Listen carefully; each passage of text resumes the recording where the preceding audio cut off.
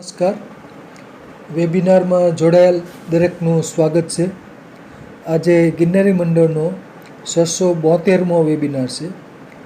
આજના વક્તા છે જૂનાગઢના શ્રી દિનેશભાઈ બી ખાંટ સાહેબ, જેઓ આપણને રોજિંદા જીવનના રસાયણો અને તેના અણુસૂત્રો ભાગ 6માં આજે આપણને દરિયા કિનારે લઈ જાય છે. એટલે દરિયાઈ પ્રાણીઓ, કેટલાક દરિયાઈ પ્રાણીઓ અને ખનિજ તત્વો વિશે માહિતી આપશે શ્રી દિનેશભાઈ બી ખાંટ સાહેબ. શ્રી દિનેશભાઈ બી ખાંટ સાહેબનો પરિચય આપી દો. ખાંટ સાહેબે બીએસસી કેમિસ્ટ્રી એટલે કે રસાયણશાસ્ત્ર સાથે કરેલ છે. પછી આગળ સર્વિસમાં લાગ્યા પછી ડિપ્લોમા યોગ એન્ડ નેચરોપેથી પણ કરેલ છે આયુર્વેદમાં. સર્વિસ એમની રિસર્ચ આસિસ્ટન્ટ તરીકે ગુજરાત આયુર્વેદ યુનિવર્સિટી જામનગર ખાતે હતી. આયુર્વેદમાં સર્વિસમાં લાગ્યા અગાઉ 1980થી 1985 સુધી કેટલીક ઇન્ડસ્ટ્રીઝમાં તેઓ કાર્યરત હતા. Oil industries, metal industries, food industries, agriculture industries, આવી બધી ઇન્ડસ્ટ્રીમાં એમણે સર્વિસ કરી. 1985થી 2015 સુધી ગુજરાત આયુર્વેદ યુનિવર્સિટી જામનગર ખાતે તેઓ કાર્યરત હતા. એમડી, પીએચડી, ડી ફાર્મ, બી ફાર્મ, એમ ફાર્મ, એમાં ટીચિંગ અને પ્રેક્ટિકલ તેમજ થીસીસનું માટે જે એનાલિસિસનું કાર્ય ખાંટ સાહેબ કરતા હતા. આયુર્વેદ ફાર્માકોપિયા બનાવવામાં પણ તેમણે મદદરૂપ થયેલા. તેઓ 2004થી 2019 સુધી નેસ્લેમાં કોફી માટે ચિકોરી અને મગફળી માટે ટેકનિકલ સલાહકાર તરીકે કાર્યરત હતા. અને નિવૃત્તિ પછી સ્વાસ્થ્ય માર્ગદર્શન માટે વિવિધ વેબિનાર થકી લોકોનો માહિતગાર કરે છે. ગિરનારી મંડળમાં તેમણે 50થી વધારે વેબિનારમાં વક્તવ્ય આપ્યું છે. ગીતાજી ગિરનારી મંડળમાં પણ કેટલાક વેબિનારમાં તેમણે વક્તવ્ય આપેલ છે. તો શ્રી દિનેશભાઈ બી ખાંટ સાહેબને વિનંતી કે તેઓ પોતાનું વક્તવ્ય હવે શરૂ કરી શકે છે. નમસ્કાર સર. જય ધન્વંતરી. નમસ્કાર. ઓમ પરમાત્મને નમઃ. પરમ કૃપાળુ પરમાત્મા, માતૃદેવો ભવ, પિતૃદેવો ભવ, ગુરુદેવો ભવને પ્રણામ. તથા ગિરનારી મંડળના સભ્યો, મિત્રો અને સહઅધ્યાયીઓને નમસ્કાર.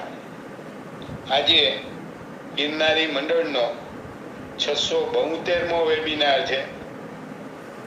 આ વેબિનારમાં હું દિનેશ બી ખાંટ, જૂનાગઢ, ચાલો સુખને અવસર આપીએ એ અંતર્ગત આરોગ્ય અને આયુર્વેદનો સમન્વય ભાગ 53માં રોજિંદા જીવનમાં વપરાતા રસાયણો અને તેના અણુસૂત્રો ભાગ 6માં મારું વક્તવ્ય શરૂ કરું છું.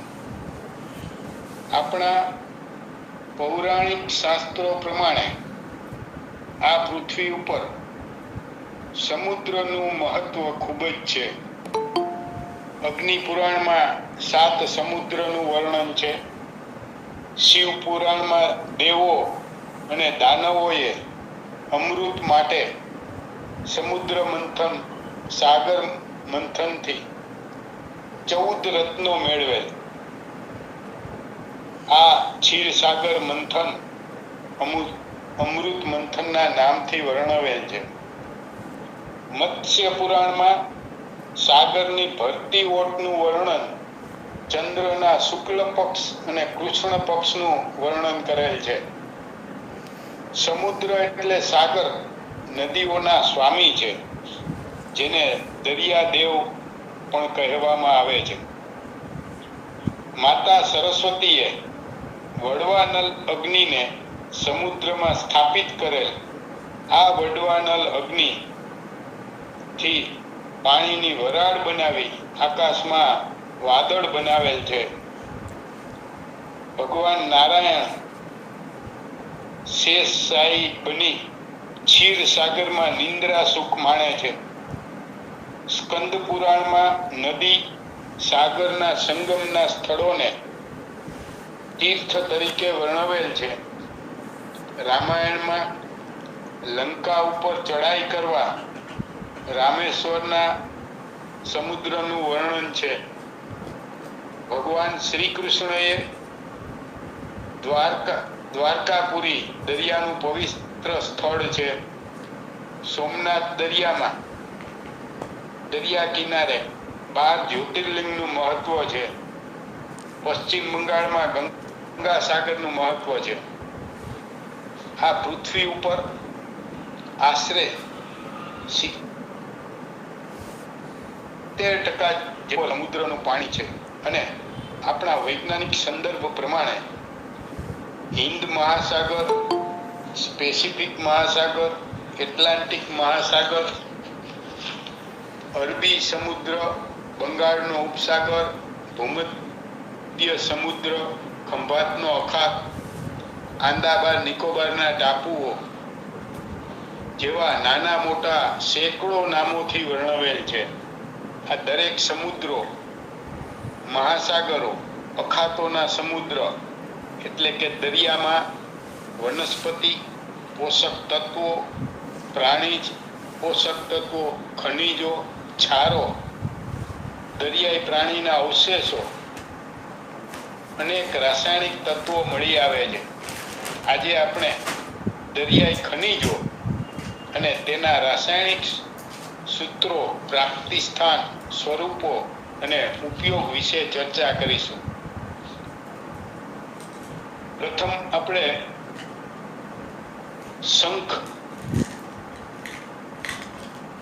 શંખ એટલે અંગ્રેજીમાં કોંચ સેલ કહેવામાં આવે છે.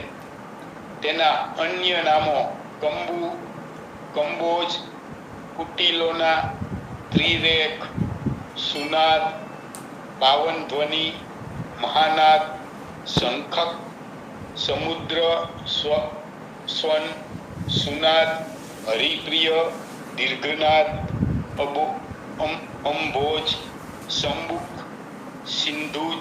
સિંધુ પુષ્પ, શુભ જેવા અનેક નામોથી શંખને ઓળખવામાં આવે છે. શંખની પ્રાપ્તિ સ્થાન, શંખની ઉત્પત્તિ સમુદ્ર મંથન દરમિયાન થયો હતો. ભગવાન વિષ્ણુએ ક્ષીર સાગરના સમુદ્ર મંથન સમયે મદાર પર્વતને નાગરાજ વાસુકીની સહાયથી સમુદ્ર મંથન કરવામાં આવેલ. આ સમુદ્ર મંથનમાંથી 14 રત્નો નીકળ્યા હતા, જેમાં શંખ સેલ સ્વરૂપે એક રત્ન નીકળેલ હતું. પ્રાણીશાસ્ત્ર પ્રમાણે સ્ટ્રોમ્બસ ગોત્રના સ્ટ્રોમ્બીડી કુળના શંખ ખૂબ જ ઉત્તમ પ્રકારના શંખ ગણવામાં આવે છે.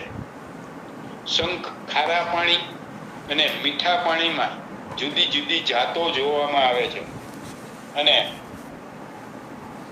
અનેક જાતો મળી આવે છે. પાણીમાં રહેતા ગોકળગાય જેવા મૃદુકાય જળચર સમુદાયના પ્રાણીઓ દ્વારા એની ગ્રંથિઓના સ્ત્રાવથી પોતાના રક્ષણ માટે પોતાના શરીરને ફરતે કવચ બનાવે છે. શંખના પ્રકારમાં સમુદ્ર મંથનના 14 રત્નોમાંનો શંખ 5 જન્ય શંખ, દક્ષિણાવર્તી શંખ, વામવર્તી શંખ, મધ્યવર્તી શંખ, મહાલક્ષ્મી શંખ જેવા અનેક નામો આપણા શાસ્ત્રોમાં જોવા મળે છે. આ નામ તેના પ્રકાર પ્રમાણે હોય છે. આ શંખલાની આશરે 30 થી 40 હજાર જાતો જોવા મળે છે, જેમાં જુદા જુદા આકાર, જુદા જુદા વર્ણો જોવા મળે છે. આ પહેલાના મારા વેબિનાર નંબર 571માં શંખ ભાગ 1 અને વેબિનાર નંબર 575માં શંખ ભાગ 2માં આધ્યાત્મિક અને આરોગ્ય માટે શંખનું ખૂબ જ ઊંડાણપૂર્વક વર્ણન કરવામાં આવેલ છે.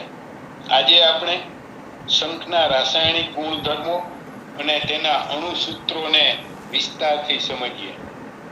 શંખના ભૌતિક ગુણધર્મો. આપણા ભારતના મહાન વૈજ્ઞાનિક સ્વ જગદીશચંદ્ર બોઝે શંખ ધ્વનિના પ્રયોગોનું અદ્ભુત વર્ણન કરેલ છે. નાસાએ શંખના તરંગોને અદ્ભુત ઉર્જા ગણાવેલ છે. શંખના ધ્વનિ આશરે 200 મીટર સુધી વાતાવરણમાં જીવાણુનો નાશ કરે છે. શંખનાદના ધ્વનિથી ઓમકાર મંત્ર જેવો ફાયદો થાય છે. વિશ્વનો સૌથી મોટો શંખ કેરળમાં ગુરુવયુર ગામે ભગવાન શ્રી કૃષ્ણના મંદિરમાં 3 ફૂટ લંબાઈ અને 2 કિલો વજનનો વિશ્વનો સૌથી મોટો શંખ જોવા મળે છે. શંખના રાસાયણિક ગુણધર્મોમાં શંખમાં મુખ્યત્વે કેલ્શિયમ કાર્બોનેટ એટલે કે CaCO3, 1 ભાગ કેલ્શિયમ, 1 ભાગ કાર્બન અને 3 ભાગ ઓક્સિજનના સંયોજનથી મુખ્ય તત્વો છે. આ ઉપરાંત સૂક્ષ્મ તત્વો તરીકે સલ્ફેટ, ફોસ્ફરસ, સિલિકા, બોરોન જેવા તત્વો મળી આવે છે. શંખનો ઉપયોગ આધ્યાત્મિક ઉપયોગમાં ભગવાનને અભિષેક કરવા શંખમાં જલ ભરીને કરવામાં આવે છે. રાજાઓને રાજ્યાભિષેક કરવા માટે શંખમાં જલ ભરીને કરવામાં આવે છે. યોગ શાસ્ત્ર પ્રમાણે શંખ વગાડવાથી પ્રાણાયામની પૂરક, કુંભક અને રેચક પ્રાણાયામ સંપન્ન થાય છે. આવા અનેક આધ્યાત્મિક વર્ણનો આ પહેલાના મારા વેબિનાર નંબર 45 અને 46માં ભાગમાં ખૂબ જ વિસ્તારથી વર્ણવેલ. રોજિંદા જીવનમાં શંખનો આભૂષણો માટે, શણગાર માટે, તોરણ માટે, રમકડા, ભરતગૂંથણ વગેરેમાં કરવામાં આવે છે. તેમજ આયુર્વેદની અંદર અગ્નિકુમાર રસ, અગ્નિ સંદીપની પણ રસ, અગ્નિ સુનુ રસ, અપૂર્વ માલિની રસ, કફકેતુ રસ,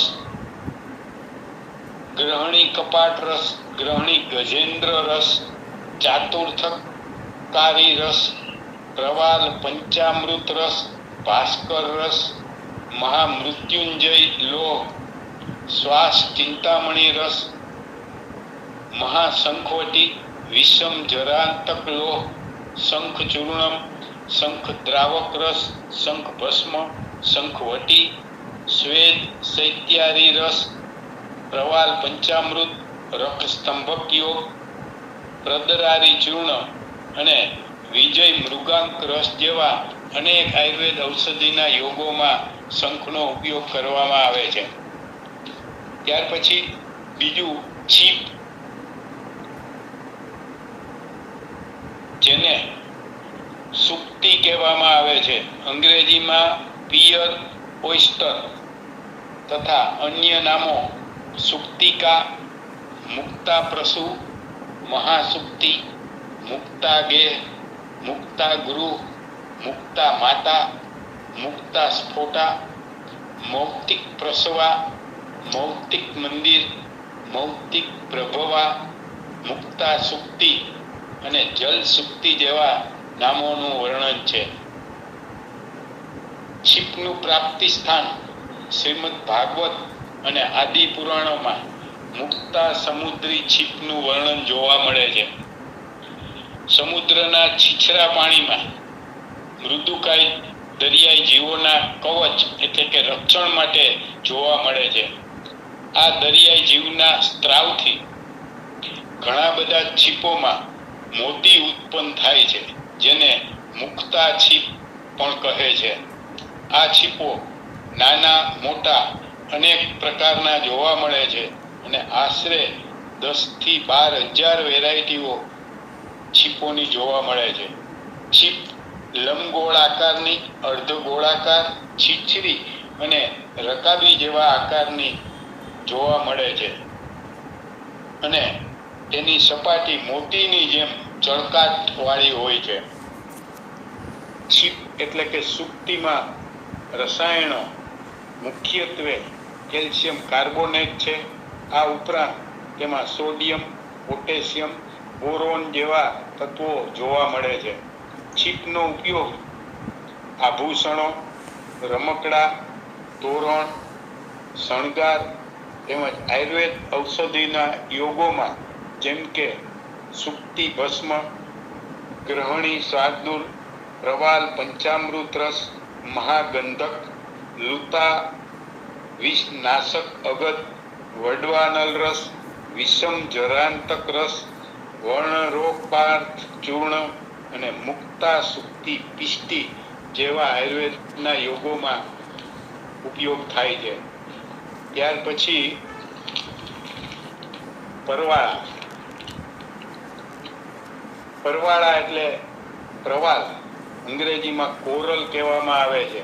તેના અનેક નામો છે: વિદ્રુમ, મિર્જાન, પાગાદમ, પાવાલમ, ગુલ્લી, પોવડે, લતામણી, રક્તાંગ, મૌ, રત્ન, મૂંગા, રક્તાકુર અને અમધી જંતુ જેવા નામોથી ઓળખવામાં આવે છે.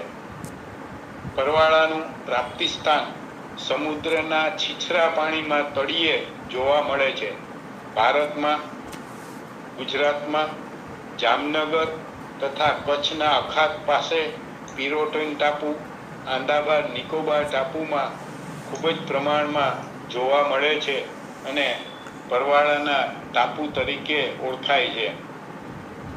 પરવાળાના જુદા જુદા પ્રકારો જેમ કે ગોર્ગોનિયા, ભીતિકારી પ્રવાલ, મૃદુ પ્રવાલ, અશ્મ પ્રવાલ જેવા લાલ, પીળા, હરિત વર્ણના જોવા મળે છે. આ પ્રવાળમાં ખૂબ જ નાના લઘુ જીવો, અત્યંત નાના કદના પ્રાણીઓના મૃત્યુ પછી તેના કંકાળ એકત્ર થવાથી નાના ખડકોના રૂપે જોવા મળે છે અને વૃક્ષની ડાળીઓની શાખા રૂપે જોવા મળે છે, જે આપણે ચિત્રમાં જોઈએ છીએ. પ્રવાલનું રાસાયણિક સંગઠન. પ્રવાલમાં કેલ્શિયમ કાર્બોનેટ તત્વ મુખ્ય છે. આ ઉપરાંત તેના વર્ણો પ્રમાણે એટલે કે જુદા જુદા કલર પ્રમાણે તેમાં sodium, potassium, iron, magnesium, boron જેવા તત્વો જોવા મળે છે. પરવાળા એટલે કે પ્રવાલનો ઉપયોગ મંગળ ગ્રહ બાધાનાશક તથા નંગ તરીકે પહેરવામાં આવે છે. આ રક્તવર્ણના પ્રવાલનો ઉપયોગ કરવામાં આવે છે. આયુર્વેદમાં ઔષધિ માટે ઘણા બધા યોગોમાં ઉપયોગ થાય છે, જેમ કે પ્રવાલ ભસ્મ, પ્રવાલ પિષ્ટી, પ્રવાલ પંચામૃત રસ, કાંચના રસ, છય કેસરી રસ, ચિંતામણી રસ, ચૂડામણી રસ, મકરધ્વજ વટી, વસંત તિલક રસ, વિષમ જ્વરાંતક લોહ જેવા આયુર્વેદ ઔષધિના અનેક યોગોમાં ઉપયોગ થાય છે. મૌતિકમ એટલે કે મોતી, જેને અંગ્રેજીમાં પિયરલ કહેવામાં આવે છે અને તેના અન્ય નામો અંબસાર, મુક્તાફલ, શશિરત્ન, મુક્તા, મૌતિક, સૌતિકેય, શશિપ્રિય જેવા નામોથી વર્ણન મળે છે. મોતીનું પ્રાપ્તિ સ્થાન ઈરાક, શ્રીલંકા, જાપાન, ઇટલી તેમજ ભારત જેવા દેશોમાં દરિયાકાંઠે દરિયાની અંદર જોવા મળે છે, જેમ કે રામેશ્વરના સમુદ્રમાં તથા ગુજરાતના જામનગરના દરિયા કિનારામાં મોતીની છીપો જોવા મળે છે. આ બે છીપો વચ્ચે મૃદુકાય દરિયાઈ જીવોના સ્ત્રાવથી મોતી સ્વરૂપે જોવા મળે છે. મોતીના છીપને ઉછેર કરી તેની દરિયાઈ ખેતી તરીકે ખેતી કરવામાં આવે છે, જેને કલ્ચર મોતી કહેવામાં આવે છે. મોતીનો રંગ સફેદ અને ચળકતો હોય છે. મોતીમાં રાસાયણિક ગુણધર્મો કેલ્શિયમ કાર્બોનેટ મુખ્ય છે. આ ઉપરાંત સલ્ફેટ, સોડિયમ, પોટેશિયમ, ક્લોરીન જેવા તત્વો જોવા મળે છે. મોતી એટલે કે મુક્તાનો ઉપયોગ ચંદ્રગ્રહ બાધાનાશક તરીકે નંગ પહેરવામાં આવે છે. તેમજ આભૂષણો, ઘરેણાં, ઝવેરાતના શણગાર માટે ઉપયોગ કરવામાં આવે છે. આયુર્વેદમાં ઔષધિ યોગોમાં ઉપયોગ થાય છે, જેમ કે મુક્તા ભસ્મ, મુક્તા પિષ્ટી, ગંધક રસ, કસ્તુરી ભૈરવ રસ, કાચના રસ, ચિંતામણી રસ, ચિંતામણી રસ, ત્રૈલોક્ય, ચિંતામણી રસ, મહામૃગાંક રસ, હિરણ્યકેતુ પોટલી રસ, રત્નેશ્વર રસ, વસંત તિલક રસ, વસંત માલતી રસ જેવા આયુર્વેદના અનેક યોગોમાં મોતીનો ઉપયોગ થાય છે. ત્યાર પછી સમુદ્ર ફેણ, જેને સમુદ્ર ફેણ પણ કહેવામાં આવે છે, સમુદ્ર ફેન પણ કહેવામાં આવે છે. અંગ્રેજીમાં કટલ ફિશ બોન, લેટિનમાં સેપિયા ઓફિસિનાલિસ તરીકે ઓળખાય છે, એટલે કે માછલીના બોન્ડ હાડકા સ્વરૂપે જોવા મળે છે. સમુદ્રમાં આ પ્રાણી જ્યારે મૃત્યુ પામે છે ત્યારે તેના અસ્થિના ભાગ રૂપે મળી આવે છે. માછલી આકારના ટુકડાઓ રૂપે મળી આવે છે. સમુદ્ર ફીણના રાસાયણિક ગુણધર્મો કેલ્શિયમ કાર્બોનેટ ઉપરાંત સલ્ફેટ, સોડિયમ, પોટેશિયમ, ફોસ્ફરસ, જસત, લોહ તત્વો જેવા સૂક્ષ્મ તત્વો જોવા મળે છે. સમુદ્ર ફેણનો ઉપયોગ કેલ્શિયમની જરૂરિયાત માટે હાડકા, દાંતના રોગોમાં ખૂબ જ થાય છે. તેમજ કોસ્મેટિકમાં ઉપયોગ કરવામાં આવે છે. સમુદ્ર ફેણનો પાવડર એન્ટિસેપ્ટિક અને એન્ટીફંગલ ઓઇન્ટમેન્ટમાં ઉપયોગ કરવામાં આવે છે. આ ઉપરાંત પક્ષીઓ અને પ્રાણીઓના ખોરાકમાં કેલ્શિયમની પૂર્તિ કરવા માટે કરવામાં આવે છે.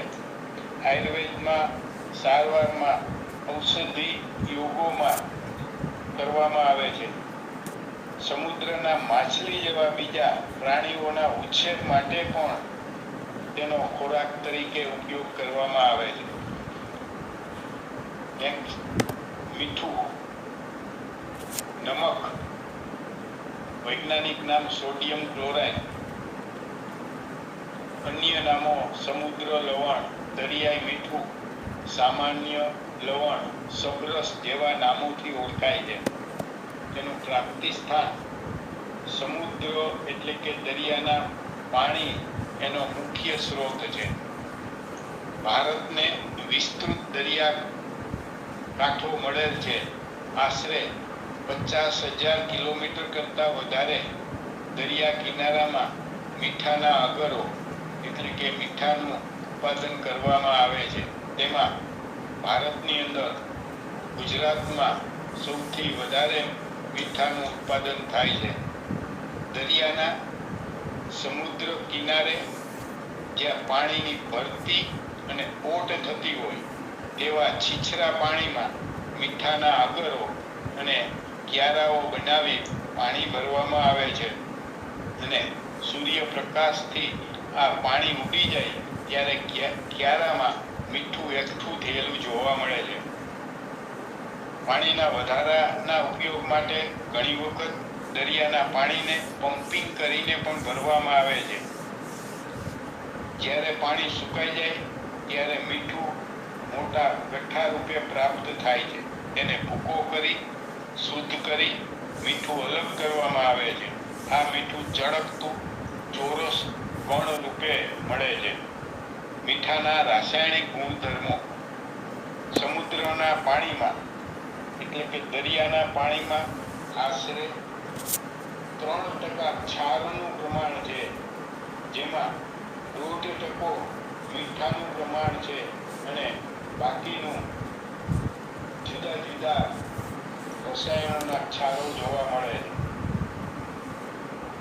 1 લીટર પાણીમાં દરિયાના પાણીમાં આશરે 150 ગ્રામ કરતા વધારે મીઠું પ્રમાણમાં મળે છે.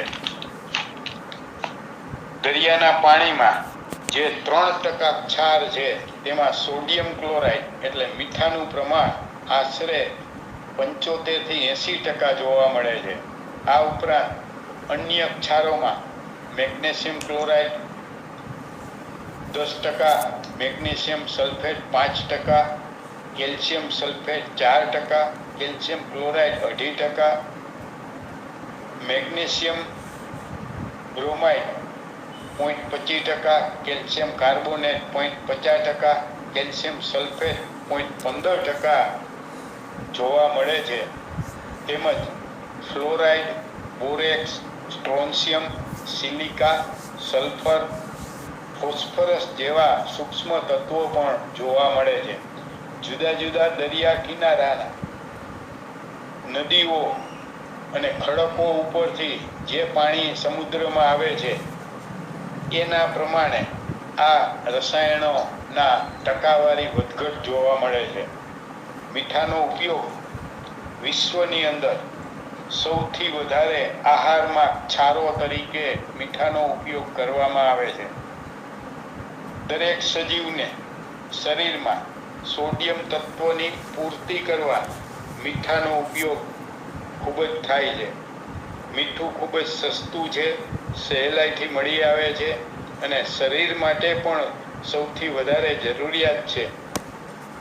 મીઠાનો ઉપયોગ રસાયણ ઉદ્યોગમાં પણ ખૂબ જ થાય છે, જેમ કે સોડિયમ ક્લોરીન તત્વો મેળવવા માટે પણ મીઠાનો ઉપયોગ થાય છે.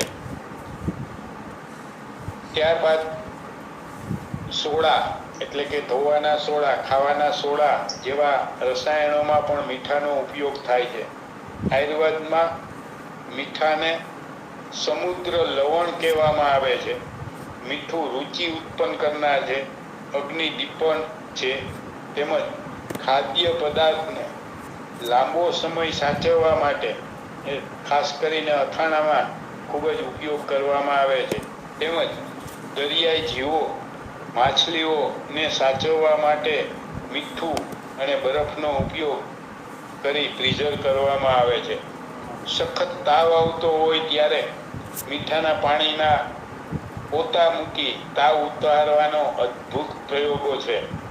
આધ્યાત્મિક રીતે મીઠાને નવા વર્ષે એટલે બેસતા વર્ષે શુકન તરીકે ઉપયોગ કરવામાં આવે છે. તેમજ શુભ કાર્યના સ્થળે મીઠું અને મગનો સાથિયો પૂરવાનો પણ રિવાજ છે.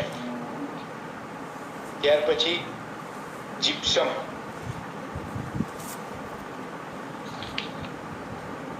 જીપ્સમ એટલે ચિરોડી, જેને કેલ્શિયમ સલ્ફેટ કહેવામાં આવે છે.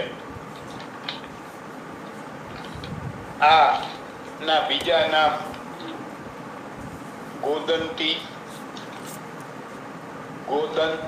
ગોદંતિક ના નામથી ઓળખાય છે. ગોદંતી એટલે જીપ્સમ અને જીપ્સમ એટલે કેલ્શિયમ સલ્ફેટ. આ કેલ્શિયમ સલ્ફેટ બે પ્રકારે મળી આવે છે, જેમ કે પેલું ખડક પહાડો જમીનમાંથી મળી આવતું ખનિજ જેને ગોદંતી તરીકે ઓળખવામાં આવે છે. આ ગોદંતી પારદર્શક ચમકતા સફેદ સ્વચ્છ સ્ફટિક જેવા પદાર્થો રૂપે મળી આવે છે. આ ગોદંતી સાધારણ પારદર્શક હોય છે. ગોદંતીમાં મુખ્યત્વે કેલ્શિયમ સલ્ફેટ હોય છે. કેલ્શિયમ સલ્ફેટ તત્વો અને સૂક્ષ્મ તત્વોના સંયોજનથી જેમ કે સલ્ફર, મેગ્નેશિયમ, સોડિયમ, આયર્ન જેવા સંયોજનો ગોદંતીમાં જોવા મળે છે. ગોદંતી કેતુ ગ્રહના ઉપરત્ન તરીકે પણ વપરાય છે અને આયુર્વેદમાં ગોદંતી ભસ્મના ઘણા બધા યોગો છે. આ પહેલાના રસાયણના ભાગ 5માં રત્ન તરીકે ખૂબ જ ઊંડાણપૂર્વક ચર્ચા કરેલ છે. આજે આપણે જીપ્સમ ચિરોડીને દરિયાના પાણીના માંથી સમુદ્ર લવણમાં સાથે મળે છે એનું આપણે ચર્ચા કરીએ. દરિયાના પાણીમાંથી જ્યારે મીઠાને અગર દ્વારા ઉત્પાદન કરવામાં આવે છે ત્યારે જમીનની સપાટી ઉપર શુદ્ધ મીઠું જોવા મળે છે.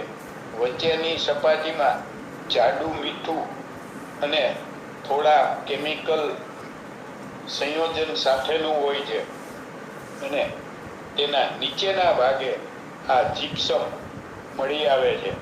આ જીપ્સમનો ઉપયોગ મુખ્યત્વે calcium sulphate, magnesium sulphate, sodium sulphate જેવા તત્વો તેમજ આયર્ન, સોડિયમ ક્લોરાઇડ ના સંયોજનથી જોવા મળે છે. આ દરિયાઈ જીપ્સમનો ઉપયોગ ખાસ કરીને ખેતીવાડીમાં ખાતર તરીકે કરવામાં આવે છે. ઉપરાંત સિમેન્ટ, પ્લાસ્ટર ઓફ પેરિસ અને સિરામિક ઉદ્યોગમાં કરવામાં આવે છે. પરંતુ આયુર્વેદમાં આ દરિયાઈ જીપ્સમનો ઉપયોગ ઓછો થાય છે કારણ કે એમાં બીજા રસાયણો હોય છે. આયુર્વેદની અંદર જે પહાડ અને ખડકમાંથી ગોદંતી રૂપે જે મળે છે એનો ઉપયોગ કરવામાં આવે છે. નેક્સ્ટ, કોડી. કોડી એટલે કપરદિકા, અંગ્રેજીમાં કાવવરી કહેવામાં આવે છે. એના અન્ય નામ કપરદક, ચર, કપરદક, ચરાચર, વરાક, વરાટી, વરાટિકા, બાલ, ક્રિંડ, નક જેવા નામોથી ઓળખાય છે. કોડી સમુદ્રનું પાણી તથા અન્ય પાણીમાં રહેતા મોલસ્કા વર્ગના મૃદુકાય જલજ પ્રાણીના કવચના રક્ષણ માટે પ્રાણીઓ બનાવે છે અને એ કોડી રૂપે આપને જોવા મળે છે.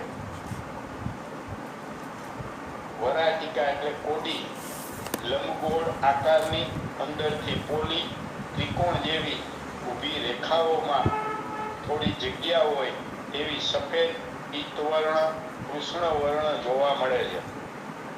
કોડીની અનેક જાતો તેના વર્ણ, કદ, આકાર પ્રમાણે જોવા મળે છે.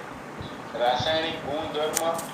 કપરદિકા એટલે કોડીમાં મુખ્યત્વે કેલ્શિયમ કાર્બોનેટ તત્વો હોય છે. આ ઉપરાંત તેમાં સિલિકા, સલ્ફેટ, સોડિયમ, પોટેશિયમ જેવા તત્વો જોવા મળે છે. કોડીનો ઉપયોગ આભૂષણોમાં આદિકાળથી ઉપયોગ થાય છે. ભરત ગૂંથણની સાથે કરવામાં આવે છે. સુશોભનો, તોરણ અને રમકડામાં કરવામાં આવે છે. આયુર્વેદ ઔષધિમાં ઘણા યોગોમાં કપરદિકા એટલે કોડીનો ઉપયોગ થાય છે. અગ્નિકુમાર રસ, કપરદક રસ, ગ્રહણી પાર રસ, કૃમિકાષ્ટ નલ રસ, યોગેશ્વર રસ, ચંદ્ર સૂર્યાત્મક રસ, પદરાંતક લોહ, પ્રવાલ પંચામૃત રસ, પ્રાણ વલ્લભ રસ, પિલ શાર્દુલ રસ, ભાસ્કર રસ, રત્નગર્ભ પોટલી રસ, રાજ મૃગાંકુ રસ, લઘુ લંકેશ્વર રસ, લવંગ ગાદી વટી લોકનાથ રસ, લોકેશ્વર પોટલી, સૂર્યાત્મક રસ, હેમગર્ભ પોટલી અને પશુપતિનાથ રસ જેવા આયુર્વેદના યોગોમાં ઉપયોગ કરવામાં આવે છે. આપણે આજે દરિયાઈ ખનિજોની જે ચર્ચા કરી, દરેક ખનિજની અંદર મુખ્ય તત્વ કેલ્શિયમ કાર્બોનેટ છે અને એના યોગો જે દરેક છે એ જુદા જુદા રોગમાં કરવામાં આવે છે. કારણ કે મુખ્ય તત્વની સાથે જે સૂક્ષ્મ તત્વો છે એને હિસાબે આયુર્વેદમાં ઔષધિ તરીકે જુદા જુદા રોગમાં ઉપયોગ કરવામાં આવે છે. જેમ કે કોડીની ભસ્મ હોય, કપરદિકા ભસ્મ, તો એ બીજા છીપ હોય એની ભસ્મની સાથે એની સરખામણી એના કેમિકલને કારણે થાય છે. આમ મુખ્ય વસ્તુની સાથે સૂક્ષ્મ તત્વોનું પણ એટલું જ મહત્વ છે અને આથી જ કેલ્શિયમ કાર્બોનેટને ધ્યાનમાં લેવાની સાથે અન્ય રસાયણોનો ઉપયોગ જે છે એટલે જુદા જુદા રોગમાં કામ કરે છે. અસ્તુ અહીંયા મારા વક્તવ્યને વિરામ આપું છું. ફરી મળતા રહેશું અને આ દરિયાઈ ખનિજોના પ્રશ્નો વિશે હવે ચર્ચા કરીશું. ખૂબ ખૂબ આભાર. જય ધન્વંતરી. ખૂબ ખૂબ આભાર. જય ધન્વંતરી. જય ધન્વંતરી. જય ધન્વંતરી. ખાટ સાહેબનો ખૂબ આભાર, જેમણે આજે દરિયા કિનારે લઈ જઈ અને દરિયાઈ પ્રાણીઓ વિશે માહિતી આપી.